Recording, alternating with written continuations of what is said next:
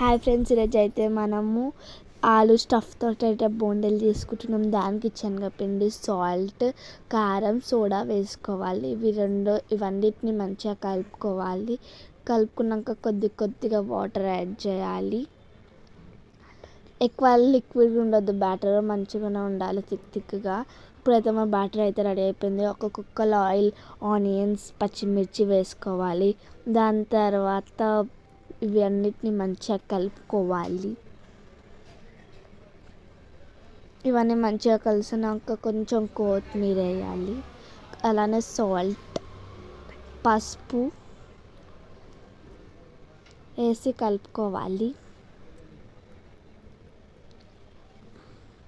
దాని తర్వాత మన బాయిల్డ్ పొటాటోస్ వేసుకోవాలి. ఇప్పుడు ఇవన్నీ కలిసినాక ధనియాల పౌడర్ వేసుకోవాలి. ఇప్పుడు కొద్దిగా వాటర్ వేసుకోవాలి.